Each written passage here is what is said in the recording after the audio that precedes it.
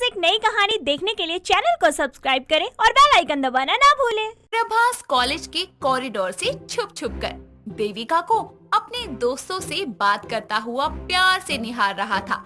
तभी पीछे से उसका दोस्त मोहित वहाँ आता है और उसके सर पर मारता हुआ बोलता है, बेटा तू उसे निहारता ही रहेगा और वो किसी और के साथ सेट होकर निकल जाएगी। अरे यार, बात करने की सोचता हूँ, पर वो अकेली हो तब ना। उसकी ये सहेलियाँ हमेशा ही उससे चिपकी रहती हैं। अरे तो यहाँ खड़े होकर निहारने से कुछ नहीं उखड़ने वाला, समझा?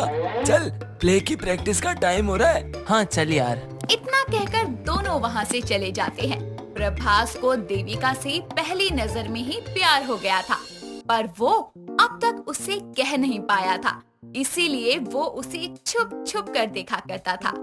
एक सुबह देविका अपने सपनों में खोई हुई बिस्तर पर सो रही थी। तभी उसकी माँ मीता वहाँ आती है और कहती है, देविका उठ जा, कॉलेज नहीं जाना तुझे। रात को 9 बजे ही बिस्तर पकड़ लेती है, फिर भी इसकी नींद पूरी नहीं होती। उठ गई, खुश अब? रहने दे, अभी तो माँ के घर है। 8-8 बजे तक घोड़े बेचकर सोती रहती है। ऐसे ही लक्षण रहे तो तेरी सास मुझे ही गालियाँ देगी कि कैसी माँ है इसकी, जो इसे कुछ भी सिखाकर नहीं भेजा ससुराल। अरे माँ सास कैसी भी हो चलेगा, लेकिन मुझे पति बाहुबली जैसा चाहिए। अच्छा जी, तो तुझे ताकतवर पति चाहिए? अरे माँ, मैं बस यही चाहती हूँ कि मेरे पति की मुझे बाहुबली जैसी हो, क्योंकि मुझे मूंछों वाले लड़के ना बहुत पसंद है। चल बस कर, माँ से कोई ऐसे बातें करता है क्या? बेशरम लड़की, जा जाकर तैयार हो। वो फ्रेश होने चली जाती है और कुछ देर में तैयार होकर कॉलेज पहुँचती है। वहीं प्रभास अपने प्ले में बाहुबली का रोल कर रहा था, जिसके कारण वो उसी के जैसा तैयार होता है और प्ले खत्म होने के बाद चेंज करने जाता है। वो अपना मुकुट, कपड़े सब चेंज कर लेता है, लेकिन मूंछ उतारना तो भूल ही जाता है और ऐसे ही मोहित के साथ जाने लगता है। उसी वक्त देविका की नजर प्रभास पर पड़ती है और वो उसे देखकर खुशी से पागल हो जाती है और एकदम से उसके सामने आकर बोलती है, आप इस कॉलेज में पढ़ते हैं? आपका नाम क्या है? आपकी ये मुझे असली है क्या? जी प्रभास कुछ बोलने जा ही रहा होता है कि तभी मोहित वहाँ आता है और कहता है, असली? अरे एकदम असली है। अब नकली मूछें लगाकर कौन माइका लाल घूमता है? वैसे इसका नाम प्रभास है। प्रभास? ये तो बाहुबली का ही असली नाम है यार। बहुत यूनिक नाम है, बिल्कुल आपकी मूंछों की तरह। Prabhas, if you don't mind, क्या आप मुझे अपना नंबर दे सकते हो? मेरा नंबर? हाँ, क्यों नहीं दे सकते? अरे नंबर क्या, ये तो तुम्हें अपनी इंस्टा, फेसबुक, टिंडर आईडी भी दे सकता है। और इस तरह मोहित उन दोनों के नंबर एक्सचेंज करवा देता है और देविका वहाँ से चली जाती है। तभी प्रभास उसके सर पर मारते हुए बोलता है, अबे साले, झूठ क्यों बोला उसे कि मेरी मूंछें असली हैं? तो क्या बोलता? नहीं नहीं, ये तो नकली है। अपना प्रभास तो चिकना है, जिसकी मूंछों के नाम पर एक बाल भी नहीं आता। ऐसा ही था तो तू मूंछ लगाकर घूम क्यों रहा था? अरे यार, मैं तो गलती से इन्हें उतारना ही भूल गया। अबे भूतनी के भूल गया था तो अब भी भूल ही जा। देखा नहीं तूने, जिसे तू छुप छुप कर देखा करता था, उसने तुझसे खुद आकर बात की। क्यों? अबे गधे, तेरी इन नकली मूंछों को देखकर। और क्यों? इसका मतलब देविका को मूंछों वाले लड़के पसंद है और तुझे अपनी प्रेम कहानी को आगे बढ़ाना है, तो तुझे इन नकली मूंछों का सहारा लेना ही होगा प्रभास। इतना कहकर वो प्रभास को समझा देता है और उस दिन से प्रभास और देविका में ऑनलाइन चैटिंग शुरू हो जाती है। धीरे धीरे उनकी नजदीकियां बढ़ने लगती है, जिससे देविका भी अब प्रभास से प्यार करने लगी थी। एक दिन जब प्रभास मूछें लगाकर घर से निकल रहा होता है, तभी उसकी माँ विनीता उसे टोकते हुए बोलती है, अरे प्रभास, रुक तो सही, ये तेरी खुद की मूछें हैं क्या? नहीं, उधार मांग कर लगाई हैं। अरे माँ, मेरी ही मूंछें हैं। अरे एकदम से तूने अपनी मूछें बढ़ा ली तो पूछना तो बनता है ना। पहले तो तेरी जरा सी मूछें आती थी, उन्हें भी तू शेव कर लेता था। अरे माँ, वही मूंछें जरा जरा सी घनी हो गई हैं और जवानी में तो आती ही हैं मूंछें। वैसे तू बिना मूछों के ज्यादा अच्छा लगता है बेटा। क्या माँ, बिना?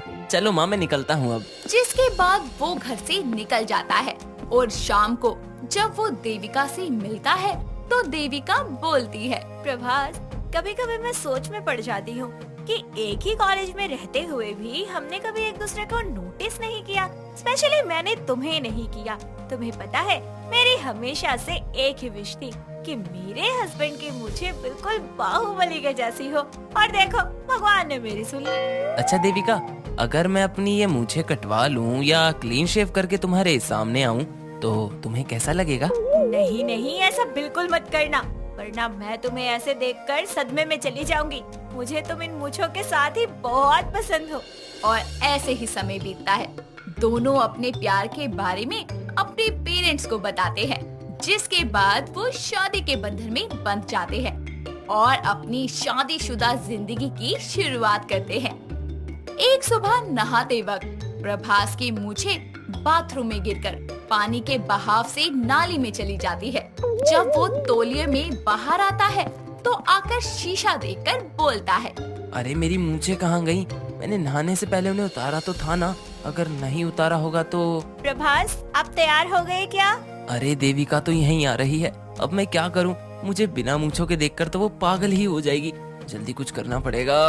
उधर देविका हॉल से आवाज लगाते हुए कमरे में आ ही रही होती है कि तभी प्रभास जल्दी से अपने मुंह पर रुमाल बांध लेता है और देविका कमरे में आकर बोलती है, सुनिए प्रभास, मैं क्या कह रही थी कि आपने अपने मुंह पर ये रुमाल क्यों बांधा है? वो आछी, वो ठंडे पानी से नहाया हूँ ना, तो छींके आने लगी हैं और छींकने से इन्फेक्शन होता है ना। हाँ आछी, इसलिए बांध लिया। अरे पर मैंने तो गर्म पानी रखा था, आप उससे क्यों नहीं नहाए? वो मैंने ध्यान नहीं दिया। जी। आप भी ना। चलिए रुकिए, मैं आपके लिए अदरक वाली चाय लेकर आती हूँ। इतना कहकर वो चली जाती है और प्रभास चैन की सांस लेकर रुमाल खोलता है और कहता है, आज तो मेरी नकली मूंछों का राज खुलने ही वाला था। मुझे जल्द ही नई मूंछों का जुगाड़ करना पड़ेगा। और शाम को वो अपने दोस्त मोहित को बोलकर दूसरी नकली मूंछ मंगवा लेता है और उसे पहनकर घर आता है। रात को खाना खाने के बाद जब सब सोने चले जाते हैं तो देविका प्रभास के करीब आकर बोलती है, अब भी आपको ठंड लग रही है क्या? ठंड? ओ नहीं, वो तो बस नहाने के कुछ देर में नॉर्मल हो गया था। वैसे इतना करीब क्यों आ रही हो तुम? आप भी ना। आपके करीब नहीं आऊंगी तो क्या पड़ोसियों के करीब जाऊंगी? हाय, ये आपकी मूछें, इनकी तो बात ही कुछ और है। इतना कहकर वो अपने दोनों हाथों से उसकी मूंछों को ताव देने लगती है और नकली मूंछें होने के कारण प्रभास की मूंछें निकलकर उसके हाथ में आ जाती है, जिसे देखकर वो हैरानी से प्रभास को देखती है और चिल्लाकर बेहोश हो जाती है। कुछ देर बाद जब विनीता पानी की छींटे मारकर उसे होश में लाती है तो वो उठते ही फिर से प्रभास को देखती है और दहाड़े मारकर रोते हुए बोलती है, हाय, मेरे पति की तो मूछें ही नहीं है। वो नकली मूछें लगाकर घूम रहा था, अब कैसा लग रहा है, चिकना मीठा। हाय हाय। अरे बहू, पागल हो गई है क्या? मूछें ही सब कुछ है क्या तेरे लिए? प्रभास कुछ नहीं। अरे सासू माँ, मैं सदमे में हूँ। इनकी घनी मूछें बस एक दिखावा थी। आज तक जो मुझे दिखाते रहे ये तो सफा जट निकले। मैं तो लुट गई, बर्बाद हो गई। मुझे धोखा दिया इस आदमी ने। इतना कहकर वो सट से बैग पैक किए बिना किसी की सुने और फट से अपने मायके निकल जाती है। उसकी माँ के काफी समझाने पर भी वो नहीं मानती। अभी तो मैंने कहा ही था और आप आ भी गए। देविका माफ कर दो, तुम्हारा प्यार पाने के लिए नकली मूंछें पहनी मैंने। क्या करता, मेरी मूंछें आती ही नहीं। लेकिन देखो, इन सब में से जो मूंछ तुम्हें पसंद होगी मैं उसे ही मजबूत जोड़ वाले फेविकोल से चिपका लूंगा। पर प्लीज घर वापस चलो। मुझे अब इन सब बातों की कोई जरूरत नहीं है। आप मुझे जैसे हैं वैसे ही बहुत पसंद हैं। इतना कहकर दोनों एक दूसरे के गले लग जाते हैं और आखिरकार देविका बिना मूंछ वाले पति के साथ खुशी खुशी रहने लगती है। रूही एक पढ़ी लिखी और बहुत ही सुंदर लड़की थी। वो एक बड़ी एमएनसी कंपनी में जॉब किया करती थी। रूही जो अपने काम से इतना ज्यादा प्यार करती थी, वो अपना खाना पीना भी भूलकर बस काम ही करती रहती थी, जिस वजह से वो गंदी गंदी डकार और बात मारने लगी थी। उसके परिवार में उसकी माँ लीला और पिता प्रकाश और छोटा भाई रोहन रहा करते थे। ऐसे ही एक दिन घर में सभी एक साथ बैठकर खाना खा रहे होते हैं कि तभी रूही उन सभी के बीच धीमी सी आवाज में बदबूदार पाद मारकर वहाँ से चुपचाप चली जाती है। हाय हाय, ये खाने के टाइम किसने छोड़ दी? हाय हाय, मेरा तो जी ही खट्टा हो गया। मुझसे नहीं खाया जाएगा ये खाना अब। पर ये हरकत की किसने? इस नालायक ने ही किया होगा। बेशरम, सारा दिन बाहर का गंदमंद खाता है। नहीं नहीं मम्मी, मैंने नहीं किया, दीदी ने किया होगा। और देखो करके चली भी गई, चोर की दाढ़ी में तिनका। नालायक, एक तो तोप के गोले छोड़ता है, ऊपर से झूठ भी बोलता है। ऐसे ही रूही की ये प्रॉब्लम धीरे धीरे बढ़ जाती है और एक दिन सभी एक साथ जब बैठकर टीवी देख रहे होते हैं कि तभी रूही एक लंबी डकार के साथ साथ गंदा सा बदबूदार पाद भी निकाल देती है। रूही, क्या है ये सब? अरे थोड़ी तो शर्म कर ले। ओहो मम्मी, ये सब तो नेचुरल है, कहीं भी किसी के साथ भी हो सकता है। जस्ट चिल यार। वो तो ठीक है, पर कुछ तो शर्म कर। तेरे इस पाद की वजह से मुझे हार्ट अटैक आ जाता। अरे मम्मी, पाद ही तो है, कोई मिसाइल थोड़ी ना है जो आपको कुछ हो जाएगा। कुछ भी बोलती हो आप। ऐसे ही कुछ दिन बीत जाते हैं और समय के साथ रूही की समस्या और भी बढ़ने लगती है। कुछ ही दिनों बाद रूही के लिए मनोज नाम के एक लड़के का रिश्ता आता है जो अपनी माँ निर्मला के साथ रूही को देखने उनके घर आता है। आइए आइए, आने में कोई दिक्कत तो नहीं हुई? जी नहीं, कोई दिक्कत नहीं हुई हमें, हम आ गए, बस आप लड़की दिखा दीजिए। हाँ हाँ, क्यों नहीं। लीला रूही को लाने से पहले रूम फ्रेशनर पूरे घर में बांटने लगती है। अरे बहन जी, और कितना घर को महकाओगी, पहले लड़की को तो ले आओ। अरे बहन जी, वो बाहर ना किसी का पड़ोस में गटर खाली हो रहा है, तो वो मनहूस बदबू से ना बर्दाश्त नहीं होती, इसीलिए। लीला रूही को लेकर आ जाती है। मनोज और उसकी माँ रूही को पहली ही नजर में पसंद कर लेते हैं। फिर कुछ दिनों के बाद उन दोनों की शादी हो जाती है। सुहागरात वाले दिन जैसे ही मनोज रूही के पास जाता है और उसे गले लगाने लगता है, तभी रूही एक जोरदार आवाज के साथ पाद निकाल देती है और उसकी बदबू से मनोज बेहोश ही हो जाता है। रूही मनोज पर पानी छिड़ककर उसे होश में लाती है। मनोज जी, आप ठीक तो है ना? ठीक हूँ रूही, पर तुमने इतना सॉलिड धमाका किया कि मैं बेहोश ही हो गया। सॉरी, वो शादी के चक्कर में ना ठीक से खाना नहीं खाया तो थोड़ा पेट ठीक नहीं था। कोई बात नहीं, हो जाता है कभी कभी। इससे पहले कोई परमाणु बम निकले हम सब सो जाते हैं। अगले दिन रूही खाना बना रही होती है और वो खड़े खड़े पाद मार देती है। तभी उसकी सास वहाँ आती है और बोलती है, अरे बहू, ना जाने किसका पेट खराब हो गया घर में, पूरा घर महक रहा है। अरे कुछ करती क्यों नहीं?